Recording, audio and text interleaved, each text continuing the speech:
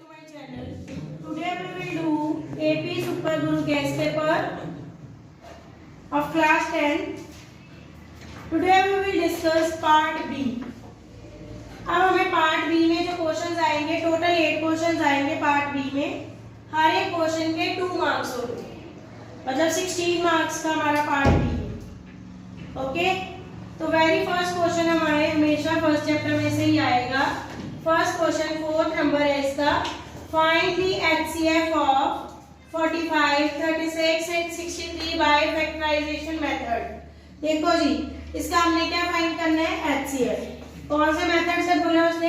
Factorisation method से. तो 45, 36 और 63 तीनों का फैक्टर्स निकालेंगे. कौन से टेबल पे जाएगा? सबसे पहले 350 is the 45, 3 5 is the 15, 5 1 is the 5. Next 2 के टेबल में 218 is the 36, 2 9 is the 18, 3 3 is the 9, 3 1 is the 3. इधर 63 3 के टेबल में 3 2 is the 6, 3 7 is the 21, 7 1 is the 7. देखो जी, अब फैक्टर्स मेरे पास 45 के क्या है? 3 मल्टीप्लाई 3 मल्टीप्लाई 5. 36 के फैक्टर्स क्या है? 2 मल्टीप्लाई 2 मल्टीप्लाई 3 मल्टीप्लाई 3. 63 के फैक्टर्स क्या है? 3 मल्टीप्लाई 3 मल्टीप्लाई 7. देखो, अब एचसीएफ क्या होता है? एचसीएफ का मतलब होता है कॉमन टर्म. अब तीनों में कॉमन 3 देखो आ रहा है, ठीक है. तो एचसीएफ मेरे पास क्या आ जाएगा? 3. और 3 यहाँ पे 3 2 टाइम्स है, यहाँ पे भी 2 टाइम्स है, यहाँ पे भी 2 टाइम्स है, मतलब एक 3 मेरे पास और कॉमन आ जाएगा. तो 3 मल्टीप्लाई 3. अब 5 सिर्फ इसमें ही है, 2 36 वाले में भी है, इसमें 7 है. एचसीएफ में हमने क्या फाइंड करना होता है? Common factor. तो एचसीएफ मेरे पास क्या आ गया? तीनों का 9. Moving towards fifth sum. Simple sum है fifth sum, chapter 2. Fifth sum ये भी क्वेश्चन 2 मार्क्स का होगा. डिवाइड है, ये चैप्टर 2 में से आएगा. डिवाइड कैसे करेंगे हम? देखो जी, इस पॉलिनोमियल को डिवाइड करना है इस पॉलिनोमियल के साथ. तो कैसे डिवाइड करेंगे? सबसे पहले इसको अरेंज करके लिख लेंगे. x square plus 2x plus 1. किससे डिवाइड करना है? इस हमने 3x cube plus x square plus 2x plus 5. कैसे डिवाइड करेंगे? देखो जी, यहाँ पे पावर स्क्वायर है, यहाँ पे पावर क्यूब है, तो किससे मल्टीप्लाई करेंगे? 3x स्क्वायर 3x से, ठीक है. 3x से मल्टीप्लाई करेंगे, 3x इधर लिख देते हैं. तो क्या आ जाएगा? सबसे पहले 3x क्यूब, फिर आगे 6x स्क्वायर, फिर आगे 3x. साइन चेंज करते हैं, पता है सबको. फर्स्ट टर्म कैंसिल हो जाएगी.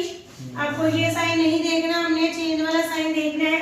प्लस माइनस माइनस, तो I will get minus 5x square, फिर plus minus minus, I will get minus 1x या x प्लस 5. देखो आगे क्या बनाना है? मैंने ये रेस कर देती हूँ because we have used that term. अब आगे क्या बनाना है? मैंने माइनस 5x स्क्वायर. तो x स्क्वायर तो ऑलरेडी है, तो किससे मल्टीप्लाई करेंगे इसकी? -5 से. तो यहाँ पे -5 लिख देंगे, तो क्या आ जाएगा? -5x square. जब भी बाहर साइन माइनस का अंदर साइन क्या हो जाएंगे? चेंज. 5 2 10 माइनस 10x, इधर 5 1 5 -5. तो ये तो कट हो जाएंगे साइन चेंज करके. प्लस का, ये भी प्लस का और ये भी प्लस का, ये कट हो गया. मेरे पास क्या बच गया? -x plus 10x. तो क्या आ जाएगा? Plus minus minus 9x. Okay, इधर दोनों एक प्लस के 5 और एक दोनों प्लस के हो गए. Plus plus plus 5 5 10. ठीक है, यहाँ पे साइन प्लस का आ गया क्योंकि 10 के आगे मेरे पास कौन सा साइन आ गया? प्लस का.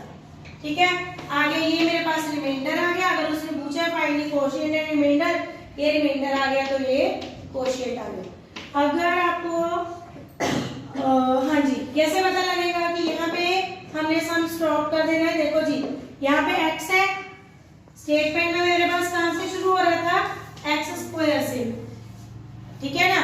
अब एक्स स्क्वायर का x हम बना सकते हैं, पर वो नहीं बनाएंगे क्योंकि यहाँ पे टर्म ग्रेटर है, वहां पे टर्म क्या हो गई है, स्मॉल, पावर क्या हो गई है, स्मॉल। इस कारण हम यहाँ पे स्टॉप करना, ठीक है। ये क्वेश्चन 2 मार्क्स में है। Value of k, again this question carry 2 marks. For which value of k the given pair of linear equation has, यहाँ पे I have word many solutions. ये क्वेश्चन जो है 6 क्वेश्चन आपको चैप्टर 3 में से आएगा, ठीक है। तो इसने बताया हुआ मुझे कंडीशन क्या है, k की किस वैल्यू के लिए इस इक्वेशन के पास मेनी सॉल्यूशन होंगे, ठीक है। तो हमने कंडीशन चैप्टर 3 में की हुई है, for many solutions. For many solutions क्या होता है, ये कौन है, फॉर मेनी सॉल्यूशंस कंडीशन होती है मेरे पास a1 over a2 is equal to b1 over b2 is equal to c1 over c2, ये कंडीशन है, ओके। अब a1 क्या होता है, कोएफिशिएंट ऑफ x, b1 क्या होता है, coefficient of y, okay. Coefficient of x क्या है मेरे पास 6 over 3, b1 क्या है k over 2, c1 क्या है 8 over 4। कोई भी दो वैल्यूज को लेके आप कंपेयर करके सॉल्व कर सकते हो, चाहे इन दोनों को ले लो चाहे इन दोनों को ले लो। तो कैसे आएगा, 6/3 कटिंग करेंगे 2 आ जाएगा, 3 1 3 3 2 6 इज इक्वल टू k, 4 1 4 4 2। तो मेरे पास k की वैल्यू क्या आ गई 2, k क्या आ गया मेरे पास 2 मेनी सॉल्यूशंस के लिए, ठीक है। हाँ जी, कंडीशन को रिमेंबर रखना होता है आपने, ये मत सोचना कि हम सम ऐसे नहीं कर रहे। आगे है 7 सम, इट इज फ्रॉम चैप्टर 6। क्या statement, A B C is an isosceles triangle. First of all, they had given the hint isosceles triangle. If you remember in your lower classes, what do you mean by isosceles triangle? Isosceles triangle is those type of triangles whose two sides are equal. वो triangles होती है यहाँ पे जिसकी दो sides equal होती हैं।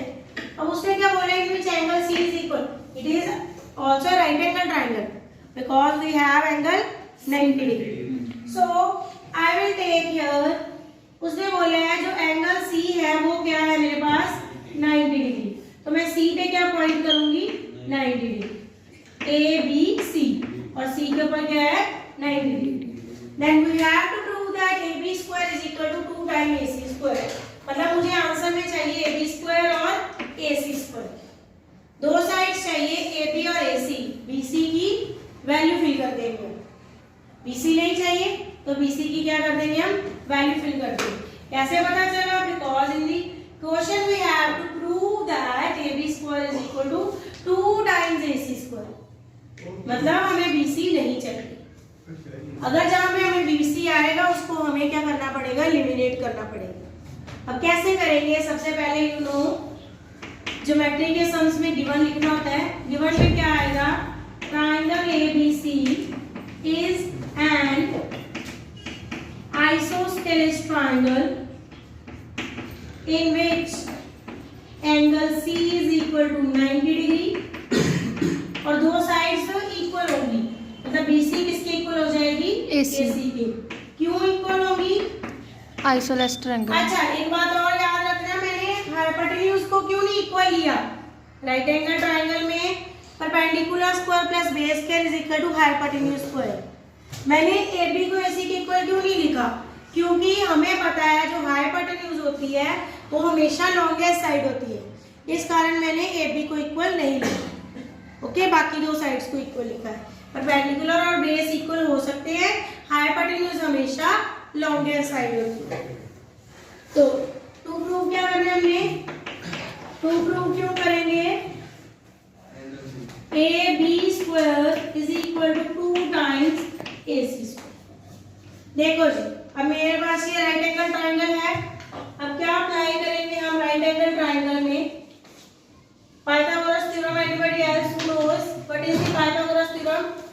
Perpendicular square plus base square is equals to हाँ जी, hypotenuse. why we apply here the Pythagoras theorem? Right angle triangle. Because this is a right angle triangle. Okay, in right angle triangle we can only apply the Pythagoras theorem. Now it means जिसको ज्यादा खांसी आ रही है वो class से बाहर चला जाए। Hypotenuse square is equal to perpendicular square plus base square. तो क्या आ जाएगा? Hypotenuse square is equal to perpendicular square plus base square. Hypotenuse मेरे पास क्या है? AB। परपेंडिकुलर क्या है? AC। और बेस क्या है? BC। अब देखो बेटा, मैंने आपको ऑलरेडी बता दिया है मुझे क्या नहीं चाहिए यहाँ पे, BC नहीं चाहिए। तो इसका मतलब BC किसके इक्वल है? AC के। तो BC की जगह हम क्या फिल कर सकते हैं? AC। क्यों? Because BC is equal to AC। ये में गिवन था, हमने अपने तरफ से कुछ नहीं लिया, तो ये बन गया 2AC स्क्वायर। Yes sir. ये हमने प्रूव करना था, है ना? Fifth sum we have done something wrong. Fifth sum I have 2 is equal to k is equal to 2. I have written like this, but we have 2 here also. Okay, it means we will compare only two quantities. 2 multiply 2 is equal to k. 2 उधर जाकर multiply हो जाएगा तो मेरे पास k की value आ जाएगी 4। मैं इसको इन दोनों को भी कंपेयर कर सकती थी और इन दोनों को भी कंपेयर कर सकती हूँ। k की वैल्यू क्या आ जाएगी? 4। प्लीज उसको ठीक कर लेना। Sum number 8 is from chapter 7। Check whether the points. अच्छा, जो मैं आपको बता रही हूँ ना ये सीक्वेंस, वो सम आपको इसी सीक्वेंस में आएंगे, ठीक है? इस चैप्टर में से, मतलब 8 सम चैप्टर 7 में से ही आएगा। Check whether the points 5,1, 3,2 and -11,-22 are collinear and not collinear. देखो जी, कोलिनियर और नॉट कोलिनियर के लिए हमें सबसे पहले कंडीशन पता होना चाहिए, किन्हीं भी दो पॉइंट्स का डिस्टेंस फाइंड करके दो का सम तीसरे के इक्वल होना चाहिए। जैसे अगर मैं लिखती हूँ, मेरे पास पॉइंट ले लो 2, 3 और 5, ये पॉइंट्स है। दो को प्लस करूंगी तो किसके इक्वल आ जाएगा? थर्ड वन के इक्वल आ जाएगा ना। ओके, अगर ऐसे होता 3, 2, 5, तब भी दो को प्लस करती हूँ, थर्ड के इक्वल आ जाता। अगर ऐसे हो जाता 5, 2, 3, तब भी इन दोनों को प्लस करती हूँ तो किसके इक्वल आ जाता है? तीसरे के इक्वल आ जाता है, ठीक है? इसीलिए यहाँ पे भी हमने क्या फाइंड करना है? पहले तो डिस्टेंस फाइंड करेंगे। अगर डिस्टेंस में से कोई भी दो पॉइंट्स को ऐड करके वो तीसरे के इक्वल आ जाता है, then points will be collinear. Okay, तो डिस्टेंस फॉर्मूला हमें पता है। डिस्टेंस फॉर्मूला क्या है? पॉइंट्स को नेम ले लेते हैं, A 5,1, B पॉइंट लिख लेते हैं 3,2 एंड C पॉइंट लिख लेते हैं -11,-22। ओके जी, अब डिस्टेंस फॉर्मूला पता है, AB is equal to under the root x। who knows the distance formula? हाँ जी करमजीत बोलो, what is distance formula? बातें जरूरी है, मैडम को सुन लो फिर, नहीं आता। Next, we are in the end of the 10th standard. Our distance over time x1 x2 minus x1 का square plus y2 minus y1 का square. Shame on yourself who doesn't know the formula of distance. हाँ जी, x1 y1 x2 y2। How will you apply this formula? 3 minus 5 plus 2 minus 1। तो मेरे पास क्या आ जाएगा? इस सम को थोड़ा सा ऐसे कर देती हूँ। 3 minus 5 क्या आ जाएगा? -2 का स्क्वायर प्लस 1 का स्क्वायर, क्या आ जाएगा? 4 plus 1, तो क्या आ गया? √5। ये AB की वैल्यू आ गई, ठीक है जी। आगे हमने फाइंड करनी है BC की वैल्यू। BC की वैल्यू कैसे आएगी? BC is equal to, again यही फॉर्मूला, ये मेरे पास हो जाएगा x1 y1, ये हो जाएगा x2 y2, ठीक है? This is from trigonometry. cos A over 1 plus sin A plus 1 plus sin A over cos A is equal to okay जी, पहले तो हम लेफ्ट हैंड साइड सॉल्व करेंगे। ये मेरे पास लेफ्ट हैंड साइड है। देखो बेटा अब इसमें एलसीएम लेंगे। एलसीएम मेरे पास क्या आ जाएगा, 1 plus sine A cos A. देखो जब हमने एलसीएम ले लिया, अब हमें पता है एलसीएम लेते हैं, इसको इस सारी टर्म को इससे डिवाइड करेंगे तो 1 प्लस साइन ए 1 प्लस साइन ए कट जाएगा। क्या बच जाएगा अकेला, कॉस ए। कॉस ए को न्यूमरेटर के साथ मल्टीप्लाई कर देंगे तो क्या बन जाएगा, कॉस स्क्वायर ए। ठीक है, सिमिलरली मेरे पास यहाँ पे कॉस ए कट गया, क्या बच गया मेरे पास, 1 प्लस साइन ए।